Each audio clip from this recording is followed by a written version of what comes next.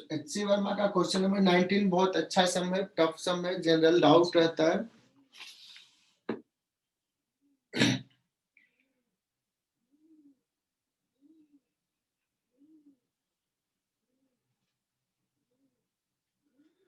एक स्पेक्ट्रोस्कोप है जो टू वेवलेंथ्स को अगर अलग अलग देख सकता है, अगर गैप दोनों के बीच का डेल्टा लैम्डा है, small gap, lambda is the mean wavelength, lambda upon delta lambda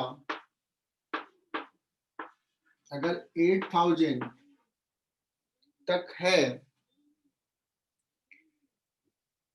या इससे कम है तो देख सकता है, इससे ज्यादा है तो नहीं देख पाएगा, मतलब वो सेपरेट नहीं कर पाएगा। डेल्टा लैम्डा छोटा होगा तो ये क्वांटिटी बड़ा होगा।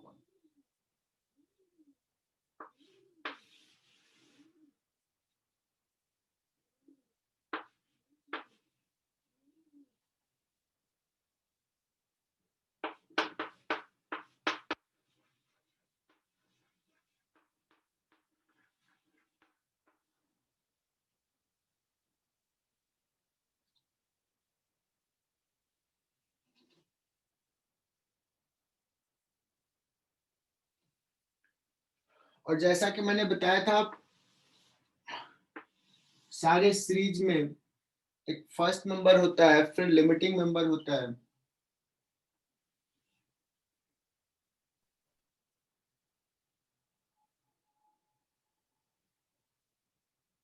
ठीक है, ये हो गया सपोज फर्स्ट मेंबर,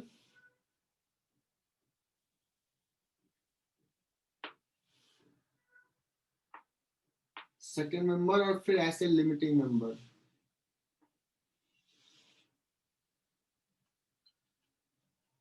मैं अभी ये कर रहा हूं कि इधर इंक्रीजिंग वेवलेंथ ले रहा हूं।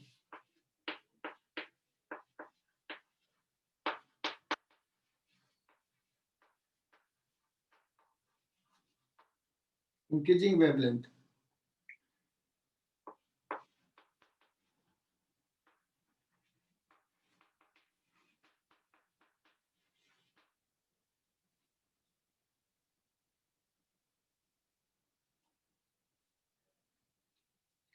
पहला, दूसरा, तीसरा ऐसे आ रहा है, लेकिन बाद में बहुत पास पास रहेगा। तो कितने लाइंस को वो रिजॉल्व कर पाता है, अलग अलग वो देख पाता है ना। मान लो लैम्डा एम को अलग देखा और लैम्डा एम प्लस 1 को,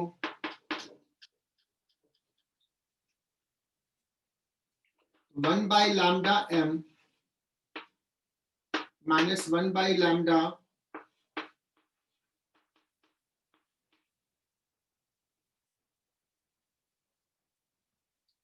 ऐसे लेता हूँ, लैम्डा एम प्लस 1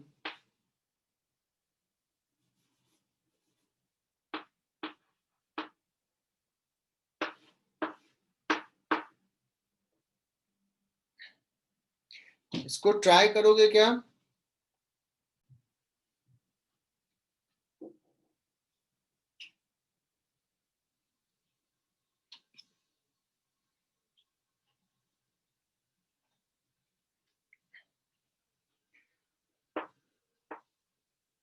इसको अगर लिखा तो ये कितना हो जाएगा बच्चों? Lambda M minus lambda M plus 1 divide by lambda M into lambda M plus 1। यही तो डेल्टा लैम्डा है।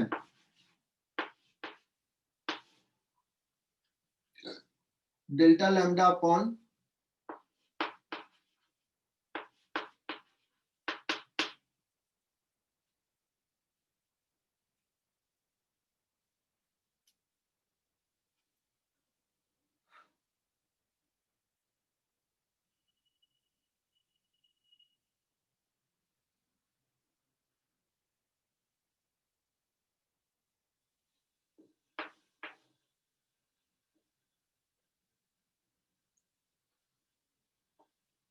अब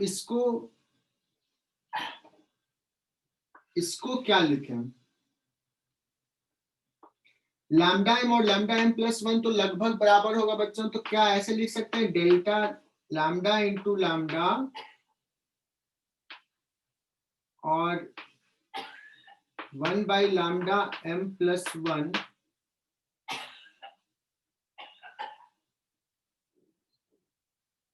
इसको कितना वैल्यू पुट करूं?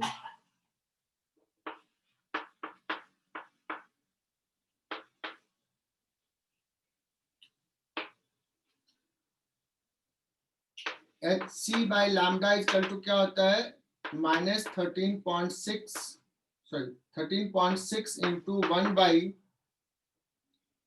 चूंकि हम लोग बात किसकी कर रहे हैं, हम लोग बात कर रहे हैं बाल्मर सीरीज की, शायद बात हो रही है, तो बाल्मर सीरीज का हो गया होगा 2 square minus 1 by M square.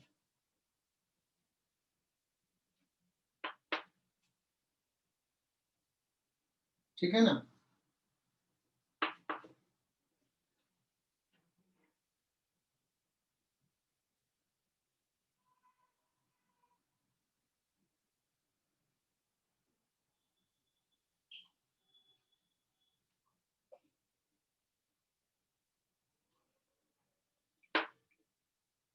तो 13.6 1 minus sorry 1/4 minus 1 by M square,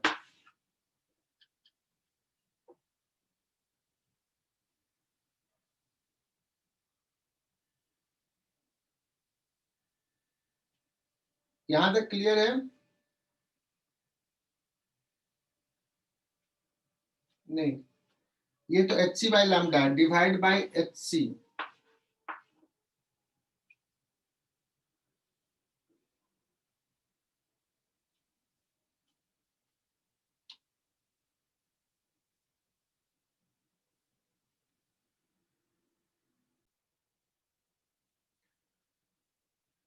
one upon lambda M plus one minus 1 upon lambda M लिखा, और ये इसको हमने लिख लिया डेल्टा लैम्डा बाई लैम्डा, और 1 by lambda M plus one को ऐसे लिख लिया 13.6 by H C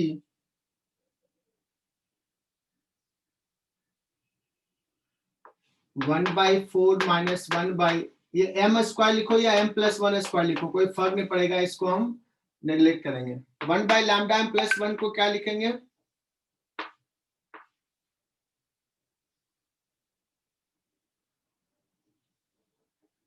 13.6 upon H C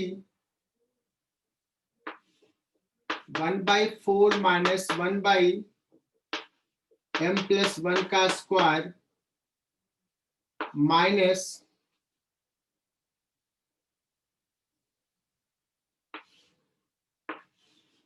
1/4 1 minus 1 by M square, that is equal to delta lambda upon lambda 13.6 upon hc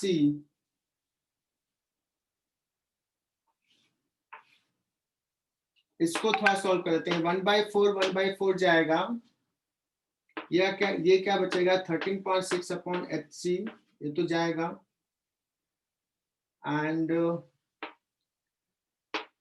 इसको देखो तो क्या बच रहा है 1 by M square minus 1 by M plus one का स्क्वायर। यहाँ अप्रोक्सीमेशन करना होगा बच्चों।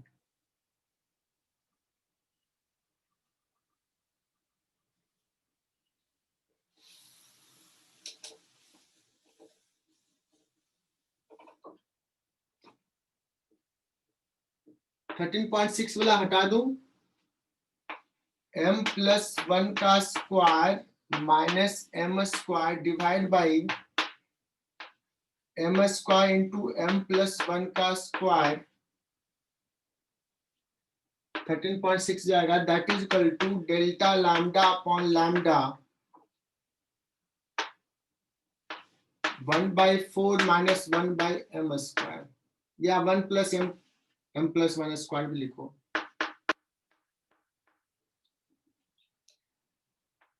What is this? A plus B a square minus b square, a plus b into a minus b. Can we approximate this as a m to the power 4?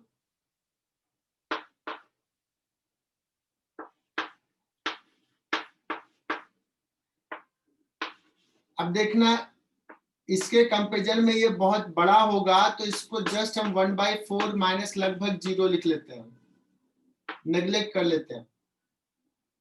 This is how much 8000. 2m plus 1/m to the power 4, इसको लिख सकते हैं 1/m cube. That is equal to, ये कितना दिया था 8000 into 1/4. थोड़ा सा मुझे लग रहा है कुछ गड़बड़ तो नहीं किया यार. m कितना आ रहा है, 10 आ रहा है क्या?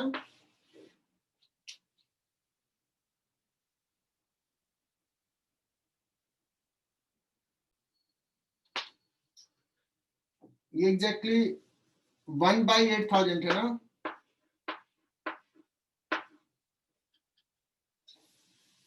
कितना हो जाएगा ये?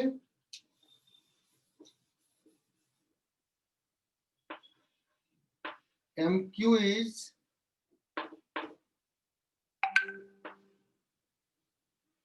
64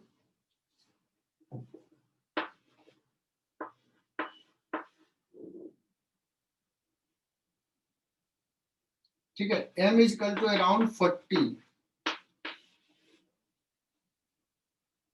यहाँ पे गड़बड़ किया था, 1/a लिख लिया था. क्या बच्चों ये सही है? और देवदत्ता ये डाउट पूछी थी ना, मैंने कहा था अच्छा से सवाल है.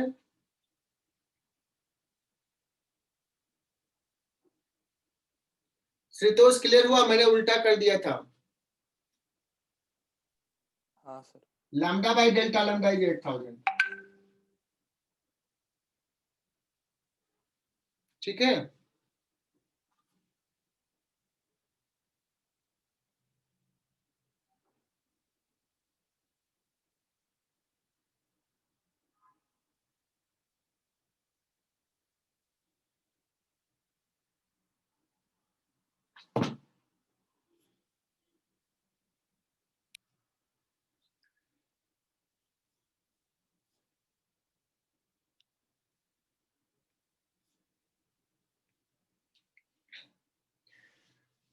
सो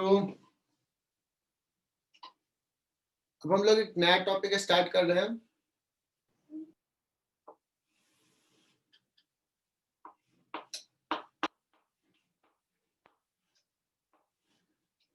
और इसको आज ही फिनिश करेंगे. मैं स्लो पिछला अभी सवाल जो ले रहे थे बहुत स्लो ले रहे थे, बिकॉज बच्चे आ जाएं, है ना. तुम लोगों का इतना वेट करते हैं, बट आज मैंने भी वेट कराया. बहुत सारे बच्चे वेटिंग लिस्ट में थे, अब तो निकल ही गए. वहां देख रहा था कि कौन कौन सा अभी वेटिंग लिस्ट में है.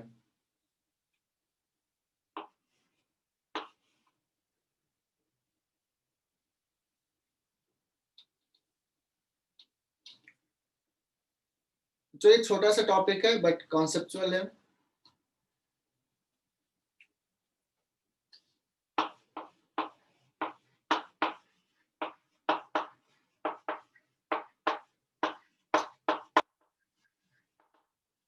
हम लोगों ने फोटो इलेक्ट्रिक इफेक्ट पढ़ा था, एकदम ध्यान से समझना. ये सीख लिए तो ये चैप्टर बड़ा आसान लगेगा.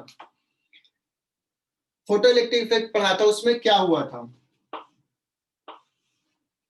मेटल बॉडी था, फोटोन इंसिडेंट कराया और इलेक्ट्रॉन्स कुछ काइनेटिक एनर्जी से निकला.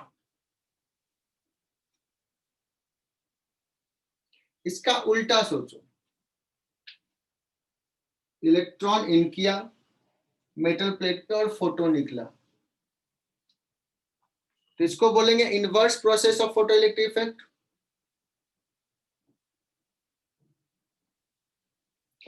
तो दिस कैन बी एज्यूम्ड, समझने के लिए,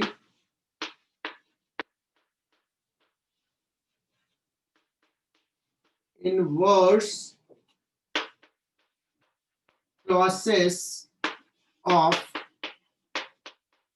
photoelectric effect। मतलब क्या ये पॉसिबल है कि इलेक्ट्रॉन स्ट्राइक किया, एनर्जेटिक इलेक्ट्रॉन स्ट्राइक किया और वो फोटोन इमिट करे। अभी क्या हो रहा था, फोटोन आ रहा था और इलेक्ट्रॉन निकल रहा था। तो हम कहेंगे यस ऐसा होता है, एक्सरे यही है।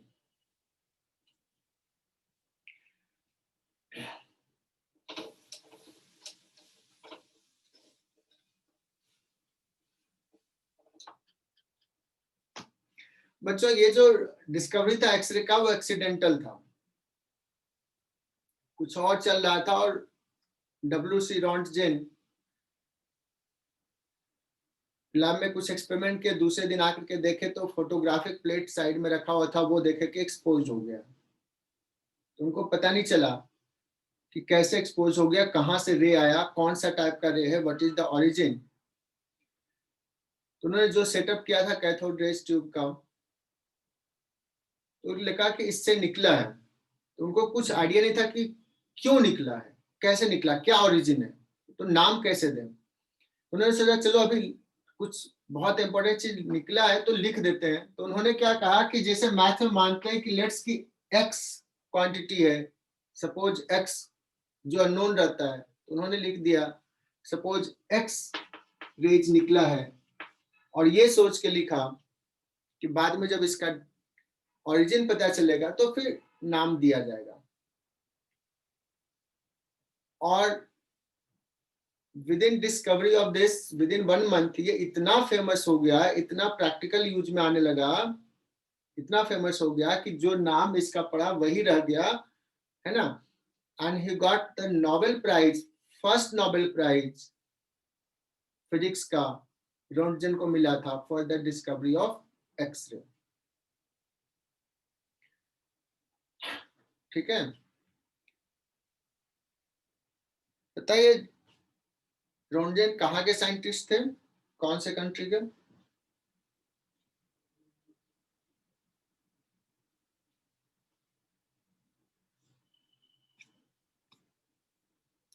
जर्मन साइंटिस्ट थे। गुड, सबको पता है। नोबेल प्राइज जब मिला था उसमें कुछ पैसे भी मिलते थे, तो उन्होंने ये पैसे लेने से मना कर दिए थे।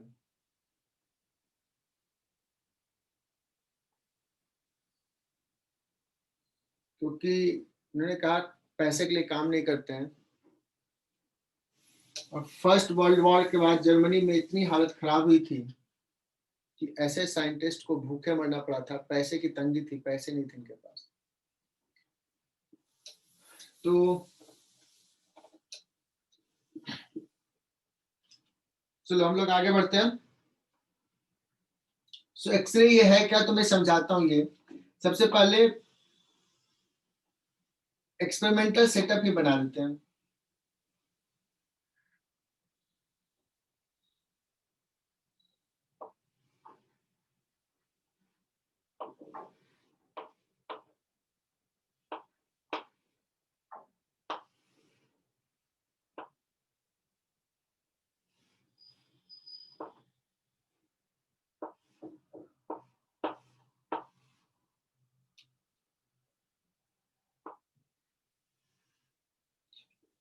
तुम देख के बना सकते हो डायग्राम HCV से या किसी से।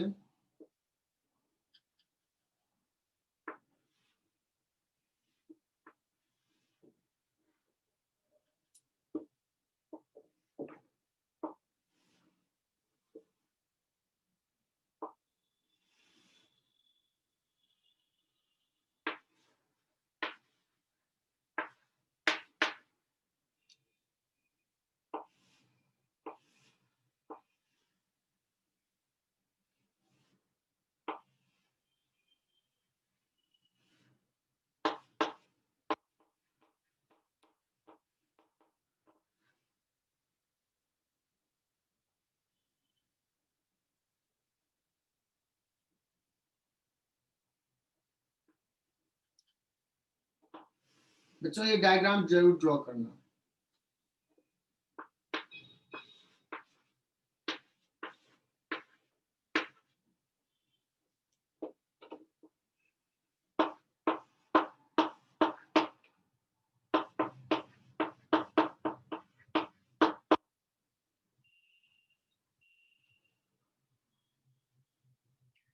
This setup is called Coolidge tube.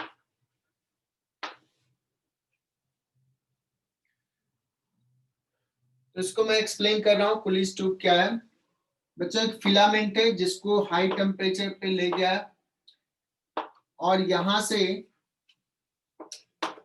Thermionic emission हुआ है।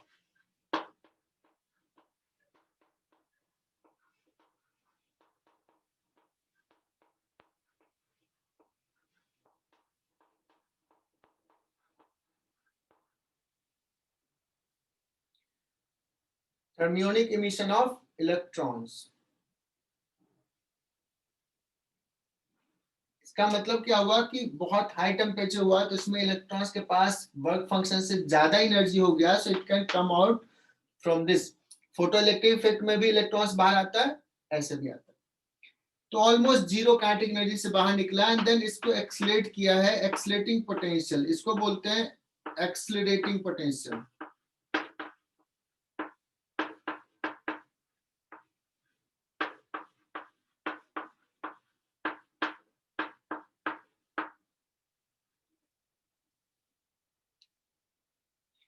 तो यहाँ पे दो पोटेंशियल का सोर्स है, this is DC, accelerating potential is DC, और ये एसी सोर्स मोस्टली रखते हैं बट डीसी भी रख सकते हैं।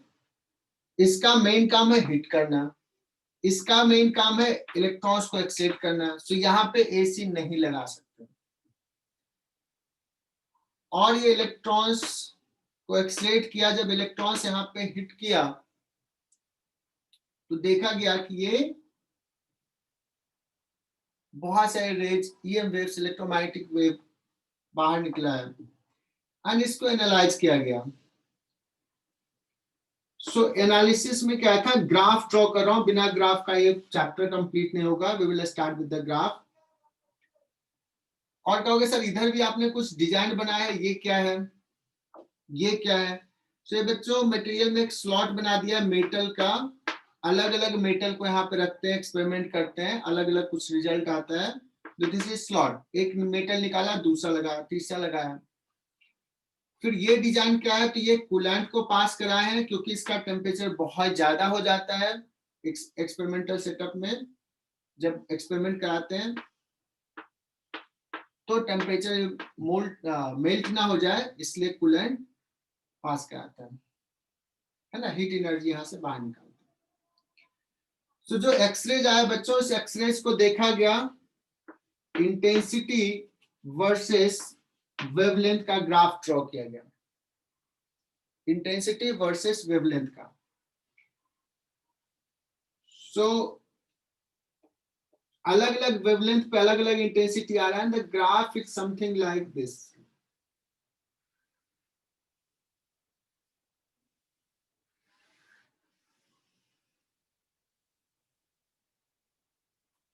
ग्राफ ड्रॉ कर लेंगे ऐसा, मतलब इस वेवलेंथ का कुछ इंटेंसिटी, इस वेवलेंथ का कुछ इंटेंसिटी, बट एक लैम्डा नॉट वेवलेंथ है जिससे कम वेवलेंथ का कोई इंटेंसिटी नहीं है। So this is called cut off wavelength.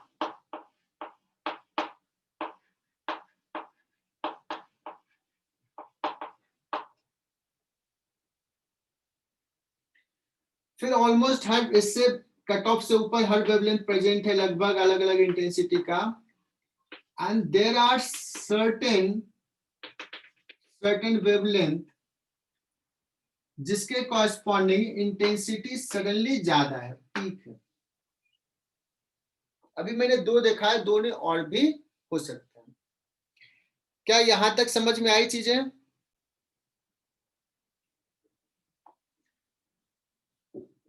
सो देखो ये एक्सपेरिमेंटल सेटअप में हमने सारी चीजें बता दिया। और बच्चों ये वैक्यूम होता है,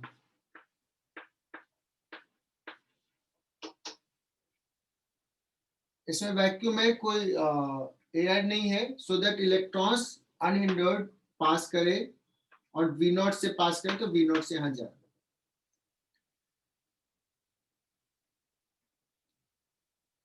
सो अब पूरा चैप्टर जो है वो इस ग्राफ को एक्सप्लेन करना है। इसको मिटा दूं क्या? इसका काम हो गया हमारा। एक्सेलरेटिंग पोटेंशियल वी नॉट,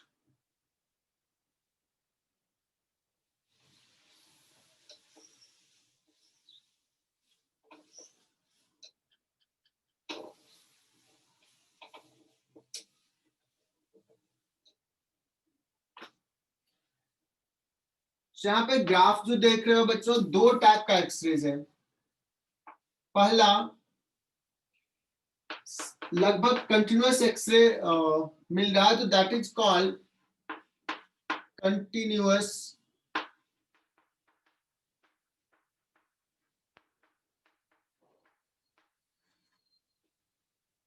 है ना। और दूसरा देखोगे तो एक पर्टिकुलर वेवलेंथ का इंटेंसिटी सडनली हाई है, तो कुछ कुछ सर्टेन पैटर्न आता है, तो उसको बोलते हैं बच्चों कैरेक्टरिस्टिक एक्सरेज।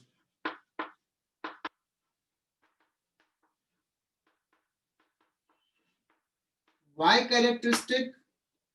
बिकॉज अगर हम अलग मेटल लिए तो ये पीक्स अलग अलग पॉइंट्स पे आते हैं, एक सर्टेन पैटर्न बनता है, that's why this is called characteristic. मतलब it depends upon the metal, material. Okay, so बच्चों दो टाइप का एक्सरे है, we have to explain that this too. सो पहले हम लोग कंटिन्यूअस के बारे में डिस्कस करते हैं। कंटिन्यूअस एक्सरे क्यों इमिट हो रहा है? लैम्डा नॉट किस पे डिपेंड करता है?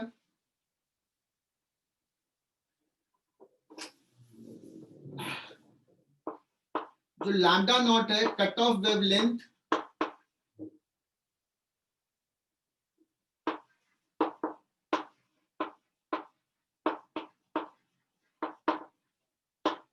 it depends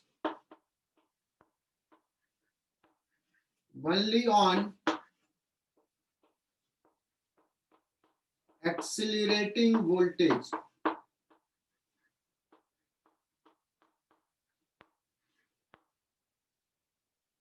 And lambda naught is given as hc by ev naught.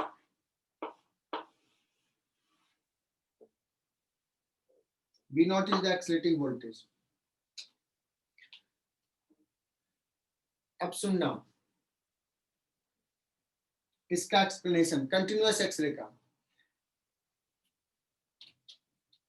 Maxwell ने क्लासिकल फिजिक्स में ये बताया था कि accelerating charge emits radiation. Accelerating charge emits radiation.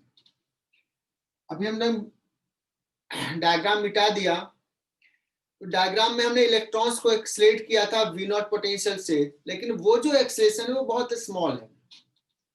लेकिन जब वो काइनेटिक एनर्जी गेन कर लिया है, जब वो काइनेटिक एनर्जी गेन कर लिया और फिर मेटल से स्ट्राइक किया, तो हाई काइनेटिक एनर्जी था, और वो सडनली उसका वेलोसिटी 0 हो जाएगा मटेरियल पार्टिकल से कोलाइड करने के बाद। तो वो जो एक्सलेशन है, मतलब इनफैक्ट डिसलेरेशन है, that is of very high magnitude. उसमें उसके कारण उसका EM waves रेडिएट करेगा। That means electrons will be highly dilated, जैसे कार चली और ब्रेक लगा दिया कस के, है ना, तो वैसा ही है कि एक ब्रेक लग गया, हार्ड ब्रेक, बहुत हाई अमाउंट का डिस्लेशन है, तो उसके corresponding electrons lose their kinetic energy in terms of electromagnetic wave. It can lose any fraction in terms of electromagnetic wave of its energy, कोई भी फ्रैक्शन ऑफ एनर्जी लूज कर सकता है ना। दैट डिपेंड्स कि उतना उसका जो लाइन ऑफ इम्पैक्ट है वो किधर है, न्यूक्लियस के पास से गुजर रहा है, दूर से गुजर रहा है एटम से, तो वो सारी चीजों पे होता है। तो हर फ्रैक्शंस का वो एनर्जी लॉस कर सकता है। अगर इलेक्ट्रॉन्स अपना सारा का सारा एनर्जी लॉस कर दिया इन टर्म्स ऑफ ईएम वेव, तो उसके पास एनर्जी था बच्चों ई वी नॉट का, सारा एनर्जी लॉस कर दे in terms of EM waves, तो वेवलेंथ कितना होगा, तो एच सी बाई लैम्डा। यहीं से ये लैम्डा कट ऑफ वेवलेंथ आता है, बिकॉज जितना एनर्जी उसके पास था उससे ज्यादा एनर्जी लॉस नहीं कर सकता है, इसलिए कट ऑफ वेवलेंथ इससे और कम नहीं हो सकता, उससे कम एनर्जी, ज्यादा एनर्जी का फोटॉन्स नहीं एग्जिस्ट कर सकता है। तो आई होप कि ये कट ऑफ वेवलेंथ क्लियर हो गया। और अगर वो 90% लॉस करता है तो ये वेवलेंथ का आएगा, अगर 80% किया तो ये आएगा, 50% किया तो ये आएगा। तो वो हर फ्रैक्शंस का लॉस कर सकता है, इसलिए सारे वेवलेंथ का फोटॉन्स हैं, एक्सरेज हैं। क्लियर? चलो इसको लिखा देता हूं। When electrons strike metal,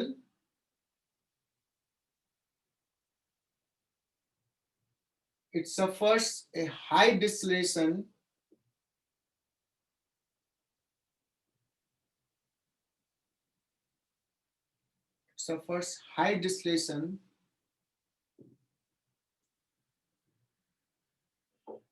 So according to EM theory, electromagnetic wave theory, accelerated charged particle radiates energy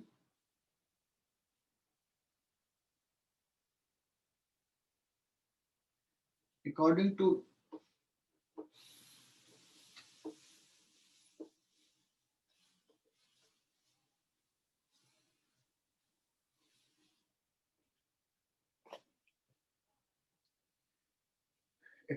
electromagnetic theory, accelerated charged particle radiates energy. So electrons lose their energy in terms of EM waves.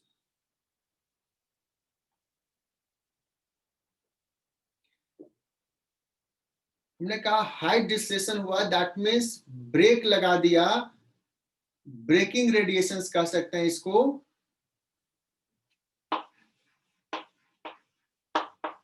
कि जो radiation आया है that is breaking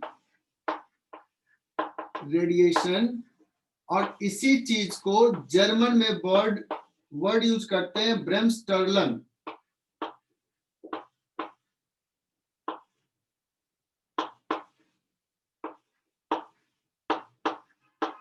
ये बड़ा कठिन word है यार, ब्रेमस्टर्लन। इसका मतलब होता है braking radiation. This is German word.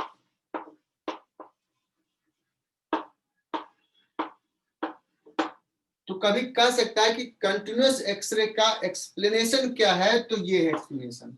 ऐसे सवाल आ सकते हैं जेई मेन में, जेई एडवांस में नहीं पूछेगा। लेकिन दिक्कत ये है कि बच्चों जेई मेन में ये है नहीं सिलेबस में, सिर्फ जेई एडवांस के सिलेबस में है। बट ये भी बताता हूँ, जेई मेन वाले भूल जाते हैं कि हमारे सिलेबस में ये नहीं है और सवाल पूछ देते हैं।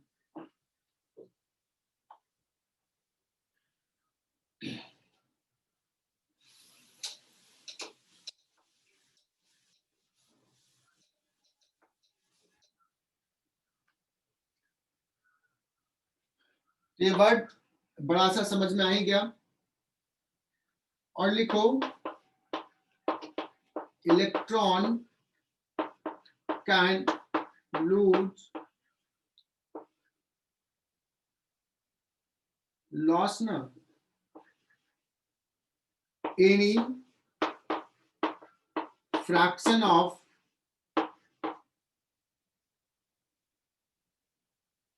fraction of its kinetic energy in terms of EM waves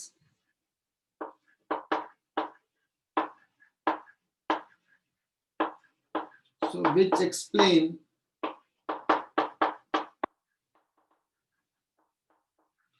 continuous X-ray.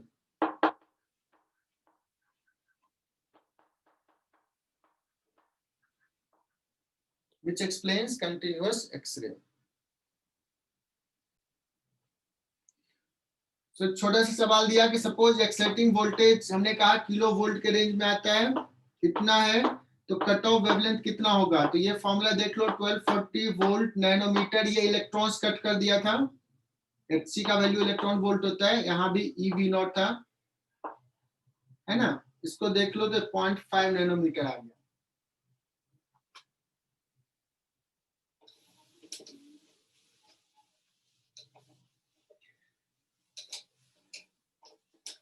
अब आते हैं कैरेक्टरिस्टिक एक्सरे। बच्चों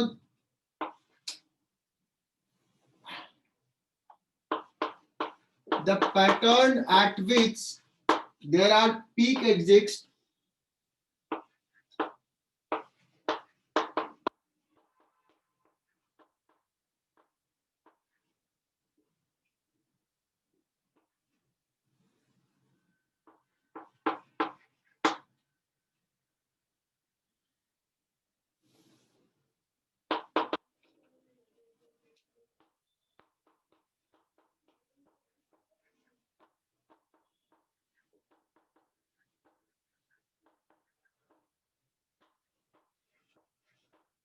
depends upon the metal used, that's why this is called characteristic। अलग मेटल के लिए अलग होता है।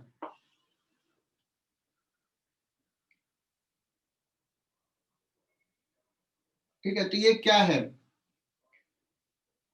कैरेक्टरिस्टिक, इसका explanation.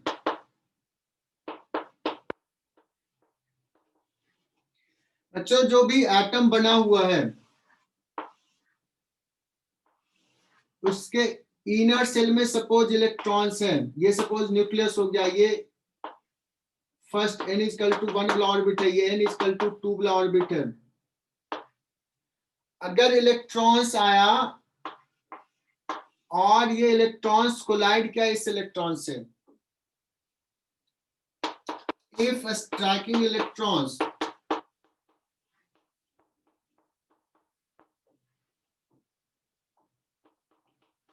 collide with,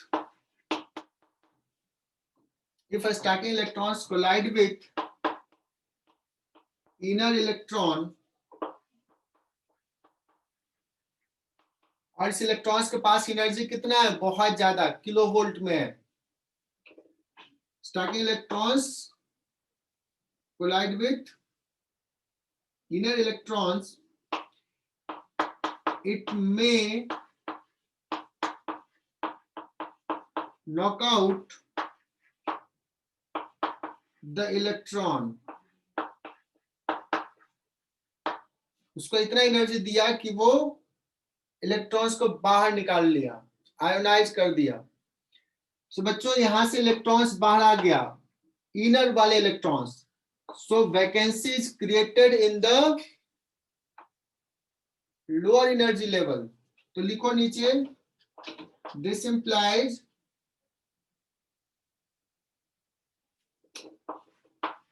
vacancies is created, या बहुत सारे लेंगे तो 8 लिख सकते हैं, वैकेंसीज आर क्रिएटेड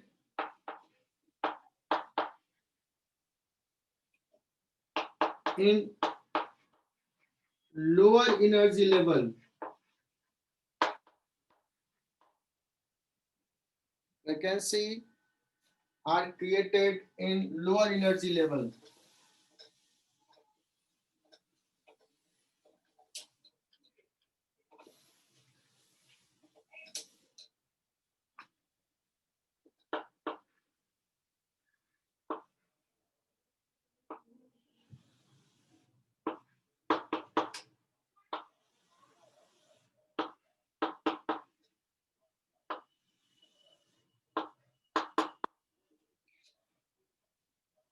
बच्चों इसमें आ गया, वैकेंसी क्रिएट हो गया, यहां पे इलेक्ट्रॉन्स है। तो कोई भी सिस्टम क्या चाहता है कि लोअर एनर्जी लेवल में जाए, तो इसको देखेगा कि यहाँ पे वैकेंसी क्रिएट है, तो ये मे कम आउट हियर।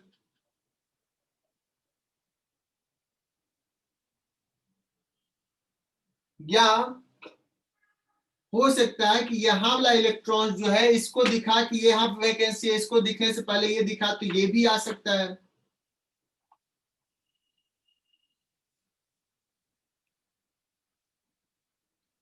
तो इलेक्ट्रॉन्स आइदर यहां से आए या यहां से आए या इनफैक्ट और हायर से नीचे आए। अगर ये यहां से यहां पे आया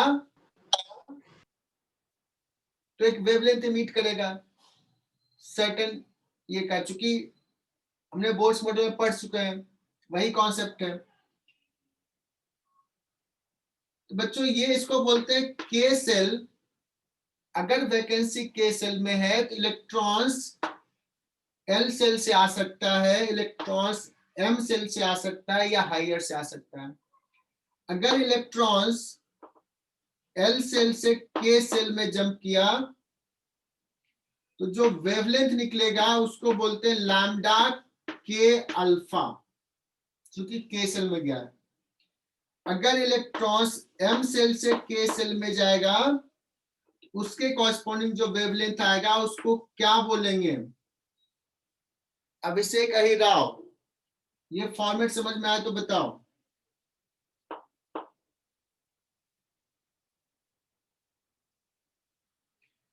लैम्डा के, इसको अल्फा कहा तो इसको बीटा कहेंगे, और हायर से आएगा तो लैम्डा के गामा कहेंगे।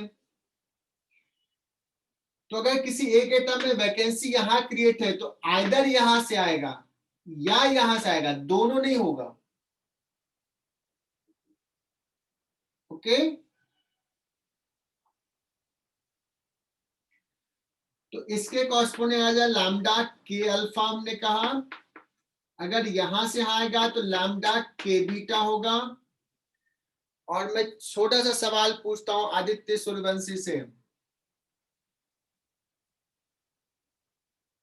लैम्डा के अल्फा में और लैम्डा के बीटा में छोटा कौन सा है? कैसे साइन पुट करो? इक्वल तो नहीं होगा, ग्रेटर या लेसर, क्या पुट करूं? क्या ये सही साइन पुट किया है देवदत्ता? बच्चों ये सही साइन है, because this is more energetic, तो वेवलेंथ कम। Harshal clear? This is more energetic,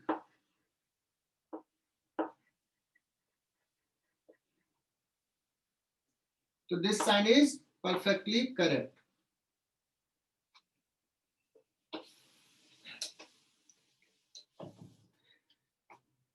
तो अगर यहाँ पे हमने दो साइन दिखाया है तो इसमें कहूंगा कि एक लैम्डा के अल्फा है और दूसरा लैम्डा के बीटा है, तो यू विल से दैट कि this will be lambda K beta, sorry K alpha, and this is lambda K beta. Can be say that?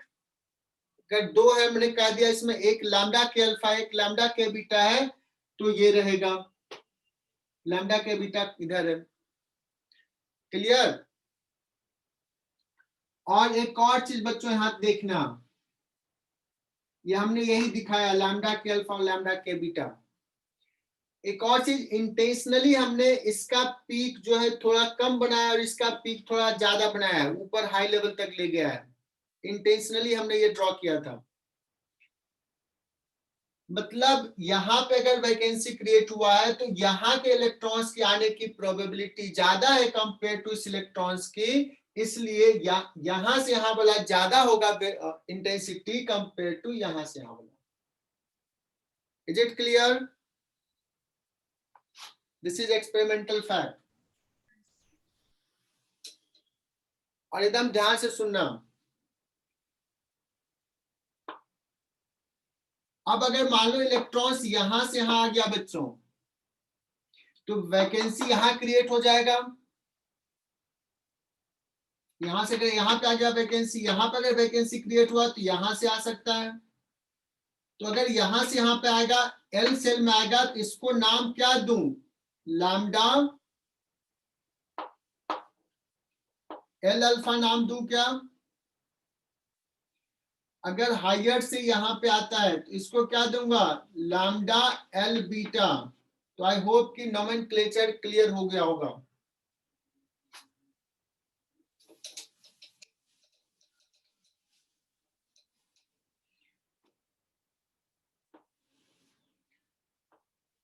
के सेल, एल सेल,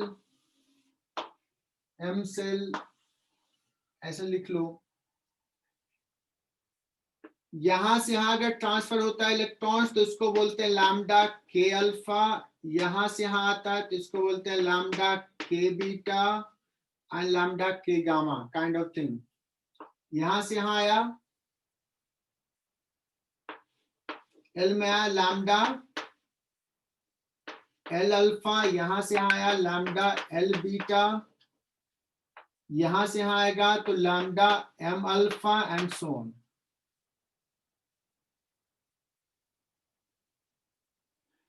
तो ये I hope कि ये clear है।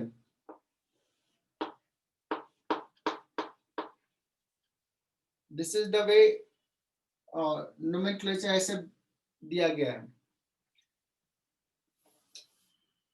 Can you proof 1 by lambda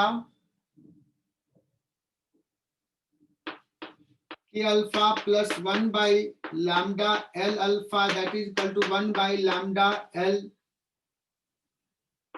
K beta. Can you prove this?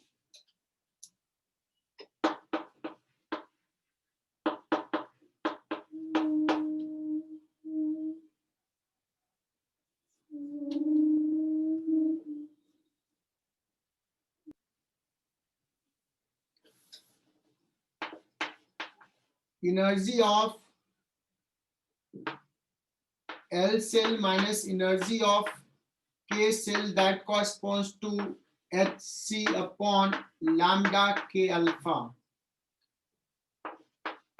E M cell minus E of L cell corresponds to Hc by lambda K L alpha.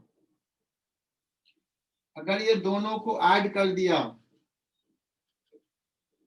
बच्चों हो जाएगा E M minus E के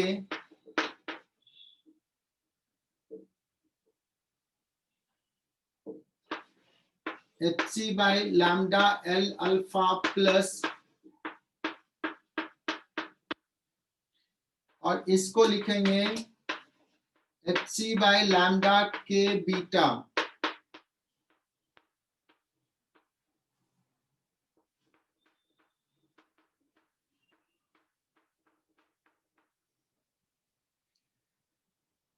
ये proof हो गया। इसी type से अगर हम न्यू के टर्म में लिखें तो nu K beta is equal to nu K alpha plus nu L alpha. Nu का मतलब फ्रीक्वेंसी। बच्चों हम लोग थोड़ा सा कोशिश करते हैं बोर्ड्स मॉडल से देखने का कि अगर सपोज ये एटम जो है वो जेड एटॉमिक नंबर का है, जेड प्रोटॉन्स इसमें है, और सपोज यहाँ पे एक वैकेंसी क्रिएट हो गया है के सेल में, के सेल में वैकेंसी क्रिएट हुआ है और यहां से एक इलेक्ट्रॉन यहां से यहां जंप करता है। सो एनर्जी आर के टर्म में अगर कहें तो हम लोगों ने पढ़ा था E N is equal to क्या होता है, R H C Z square by N square. This is the energy. R H C होता है 13.6 इलेक्ट्रॉन वोल्ट, ठीक है ना। तो अगर हम बोर्स मॉडल यहाँ पे अप्लाई करने की कोशिश करें तो जेड यहाँ पे लें एनर्जी में, या चूंकि इस ऑर्बिट में दो इलेक्ट्रॉन्स तो है ही, तो एक इलेक्ट्रॉन्स तो अभी भी बचा हुआ बच्चों, तो यहाँ का जो इलेक्ट्रॉन्स देखेगा वो इधर जेड इलेक्ट्रॉन्स देखेगा या जेड से थोड़ा कम दिखेगा, बिकॉज इस इलेक्ट्रॉन्स का एक स्पिनिंग इफेक्ट होगा। ये इलेक्ट्रॉन्स राउंड ऐसे मार रहा है, तो फॉर दिस इलेक्ट्रॉन इसको लगेगा न्यूक्लियस पे चार्ज रफली अराउंड जेड नहीं Z-1 चार्ज है. So for transition of electron from L cell to K cell,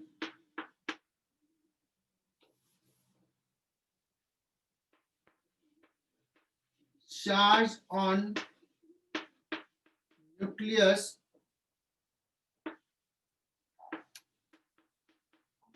appears roughly equal to Z-1 electron. क्यों Z-1 दे रहे हैं? Because of spinning effect of the one electron, inner electron.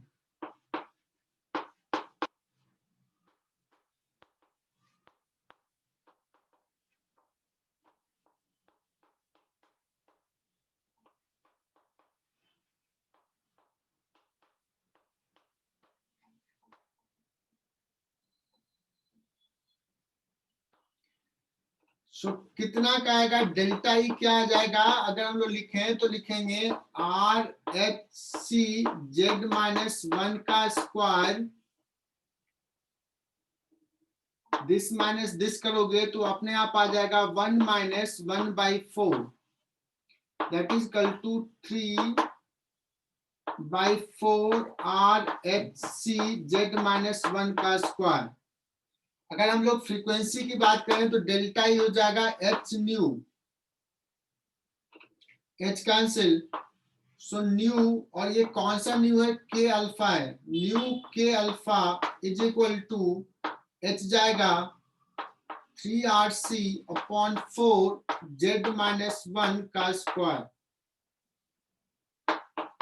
बच्चों root अगर कर दे root nu K alpha, that is √3RC/4 into Z-1.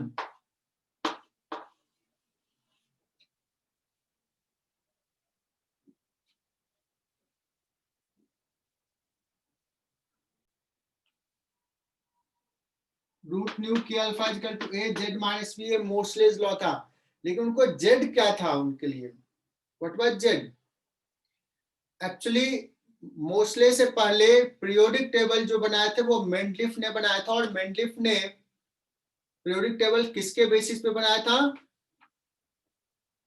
Atomic mass के basis पे. तो जैसे ये एक्सरे का जो डिस्कवरी हुआ ना, कैरेक्टरिस्टिक एक्सरे जो मिला, मेंडलीफ बहुत कम एज के थे, और सॉरी मोर्सले बहुत ही कम एज के थे, और उन्होंने लगातार बहुत सारे मेटल को ले लेके, अलग अलग मटेरियल को लेकर के उन्होंने एक्सपेरिमेंट किया. और उन्होंने क्या किया कि जो के अल्फा जो एक्सरे का वेवलेंथ है, फ्रीक्वेंसी है, उसका रूट न्यू और जो उसका पीरियोडिक टेबल में पोजीशन था उसके बीच में ग्राफ ड्रॉ किया, और वो ग्राफ स्ट्रेट लाइन आया.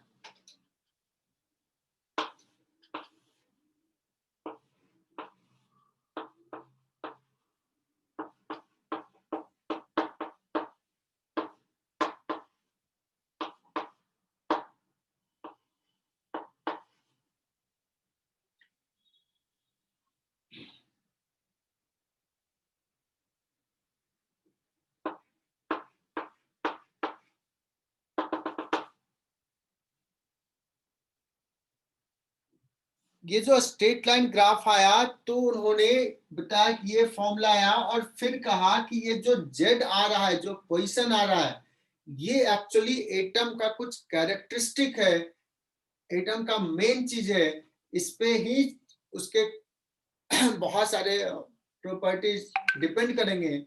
और ये बाद में जेड क्या निकला? वो जेड एटॉमिक नंबर निकला. का ये कोई कॉन्सिडेंस नहीं है कि ये स्ट्रेट लाइन आ रहा है. Z is very important. और एक दो जगह पे उनको स्ट्रेट लाइन में थोड़ी डिस्क्रिपेंसी आ रही थी पोजीशन के कारण, तो उन्होंने क्या किया था, वो उसको रिवर्स कर दिया था, उल्टा कर दिया था एक दो जगह पे। अब मुझे एग्जैक्ट नहीं पता कि किसको था, कोई एक दो जो मास नंबर में वो दूसरे जगह पे होता, बट इसमें फिट नहीं बैठ रहा था तो उसको उल्टा कर दिए, और बाद में वो पता भी चला कि वो केमिकल प्रॉपर्टीज भी उसके अकॉर्डिंगली मैच करता है, इसके अकॉर्डिंगली, मास नंबर के अकॉर्डिंगली नहीं था। तो जेड इज द कैरेक्टरिस्टिक, बाद में पता है जेड इज एटॉमिक नंबर, और इसी पे सारा केमिकल प्रॉपर्टी जो होता है वो जेड पे डिपेंड करता है, ना कि मास पे डिपेंड करता है। तो मॉडर्न पीरियोडिक टेबल जो है वो इसी लॉ से है। Is it clear? सो अगर हम रफली कहें कि बोर्स मॉडल लें, तो ये रफली ए का वैल्यू कितना आया बच्चों, 3RC/4 का रूट आया, और बी का रफली वैल्यू 1 आता है। तो किसी सवाल में अगर कुछ नहीं दिया तो ये लेके कर देना है, नहीं तो कुछ एक्सपेरिमेंटल फैक्ट दिया रहेगा तो उसके बेसिस पे ए और बी अननोन लेना है और सॉल्व करना है। अगर एक ही इक्वेशंस दिया है तो एक अननोन ए लेना, बी को 1 ले लेना, या कुछ जितना इंफॉर्मेशन दिया उसके अकॉर्डिंगली सॉल्व करना है। नहीं दिया तो बी को रफली 1 लेना है। तो अच्छी वर्मा से सॉल्व करो, बहुत सारे क्वेश्चंस होंगे, बुकलेट से कंप्लीट करो, इसके सवाल सॉल्व हो जाएंगे। अब सुनना बच्चों, जो एक्सरे का वेवलेंथ है,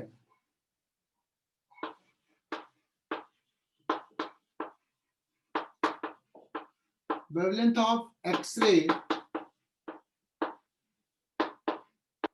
is of same order of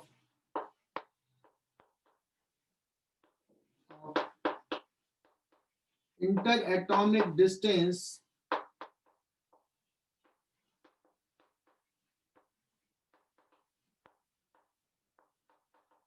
solid or crystal।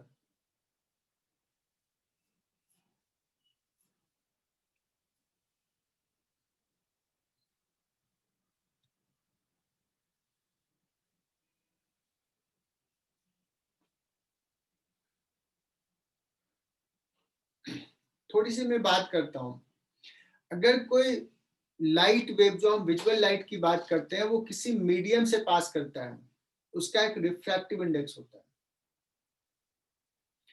उस लाइट के लिए ये पूरा मीडियम कंटिन्यूअस मास डिस्ट्रीब्यूशन का दिखेगा। जिससे मैं कुछ सॉलिड देखता हूं तो लगता है कि मास कंटिन्यूअस है, बिकॉज हम जो देखते हैं वो किस वेवलेंथ के कॉरेस्पॉन्डिंग देखते हैं, विजिबल लाइट के कॉरेस्पॉन्डिंग। और विजिबल लाइट का जो वेवलेंथ है वो बहुत बड़ा है compare to the inter atomic distance. तो हमें सॉलिड जो दिखता है, हमें जो परसीव होता है, वो दिखता है continuous, mass is continuously distributed. But सोचो कि अगर कोई ऐसा क्रिएचर है जो देखता है एक्सरेज के कॉरेस्पॉन्डिंग, उसका विजिबिलिटी जो है वो एक्सरे से देखता है, तो उसको सॉलिड कैसा दिखेगा? क्या कंटिन्यूअस मास डिस्ट्रीब्यूटेड है, सॉलिड या वाटर? नहीं, उसको जो दिखेगा, एक एटम यहां दिखेगा, एक एटम यहां दिखेगा, एक एटम यहां दिखेगा। तो ये एक्सरेज के कॉरेस्पॉन्डिंग अलग अलग दिखेगा, सॉलिड के कॉरेस्पॉन्डिंग, सॉरी विजिबल लाइट के कॉरेस्पॉन्डिंग ये पूरा एक जैसा दिखेगा। तो अगर लाइट पास कर रहा है विजुअल लाइट, तो उसके कॉरेस्पॉन्डिंग रिफ्रैक्टिव इंडेक्स होगा, बट एक्सरे के कॉरेस्पॉन्डिंग रिफ्रैक्टिव इंडेक्स नहीं होगा।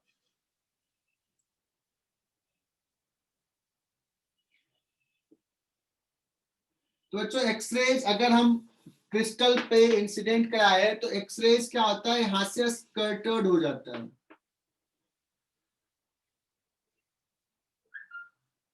बस स्कैटरिंग बहुत डिटेल में पढ़ना नहीं है, उसका अच्छा सा कॉन्सेप्ट है। This is different from the reflections and others thing.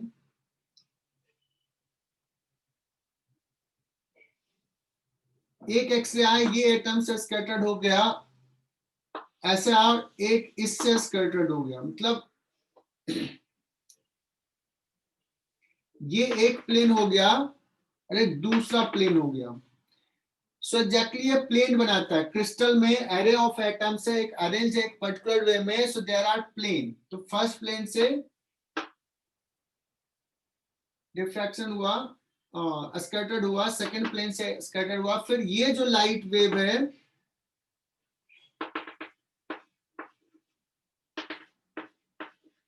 हो सकता है किसी केस में ये और ये मिल करके क्या कर दे, कंस्ट्रक्टिव इंटरफेरेंस कर दे। अगर इन दोनों के बीच का, देखो ये वेव ऐसे आ रहा है, ये प्लेनर वेव है,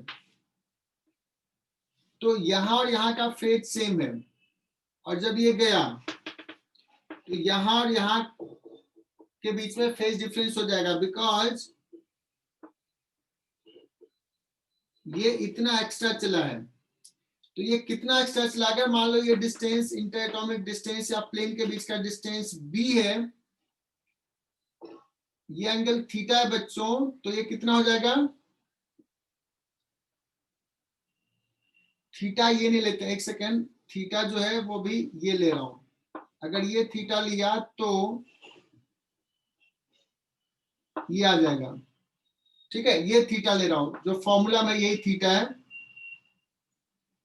ये प्लेन से थीटा एंगल पे इंसिडेंट हुआ, तो in that case this is theta, so this is b sin theta, this is b sin theta, so 2b sin theta will be the extra path। अगर ये n lambda हुआ बच्चों, integral multiple of lambda, तो constructive interference होगा।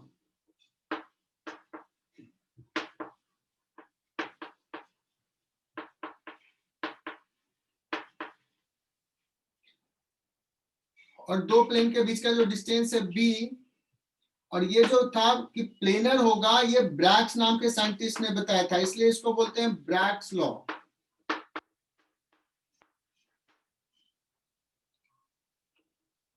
ठीक है ना, तो अगर मुझे b पता है, if we know the b, और किस एंगल पे कंस्ट्रक्टिव इंटरफेरेंस हो रहा है वो निकाल लेंगे, तो मुझे उससे लैम्डा निकल जाता है, एक्सरे का वेवलेंथ निकल जाता है। या आप उल्टा कहें कि एक्सरे का वेवलेंथ अगर सपोज हमें पता है, तो we can find inter atomic distance, this is called Bragg's law. तो ये इंपॉर्टेंट फॉर्मूला हो गया, इससे ज्यादा नहीं पूछेगा।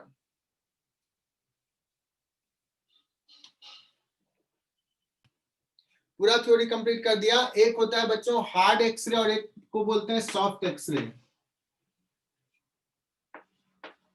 तो तुम समझ सकते हो किसको हार्ड बोलेंगे और किसको सॉफ्ट बोलेंगे।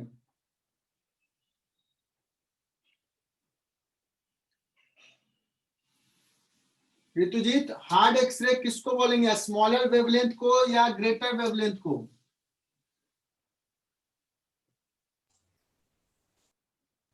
ग्रेटर। नहीं, हार्ड एक्सरे बोलेंगे स्मॉलर वेवलेंथ, मतलब मोर इनर्जेटिक। सॉफ्ट एक्सरे कहेंगे ग्रेटर वेवलेंथ, लेस इनर्जेटिक। ठीक है ना। एक्सरेज के प्रॉपर्टीज बच्चों, ये एक्सरे क्या भी हमने बताया, this is EM wave. X rays क्या है, ईएम वेव है।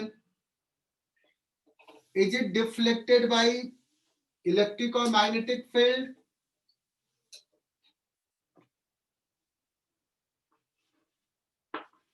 not be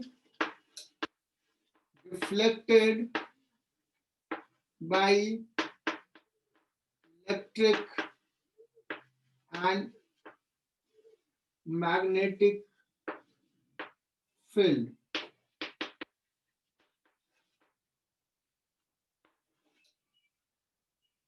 है ना,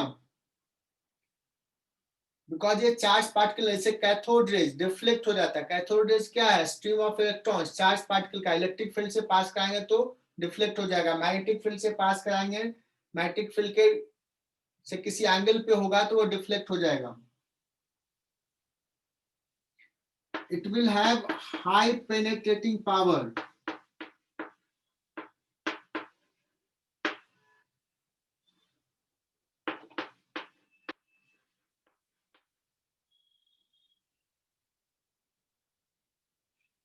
it has high penetrating power. Penetrating power किस पे डिपेंड करता है? वेवलेंथ पे। A smaller wavelength, greater energy, greater penetrating power.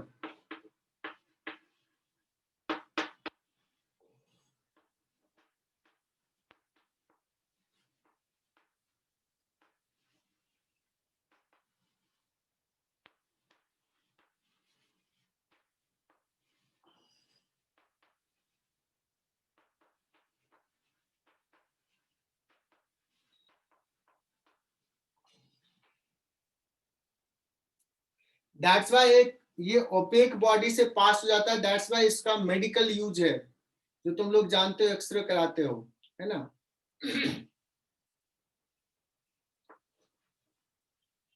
This affects photographic plate, this affects fluorescent substance.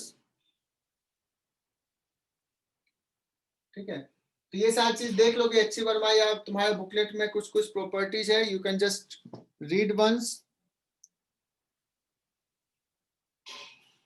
और इसके सवाल करना।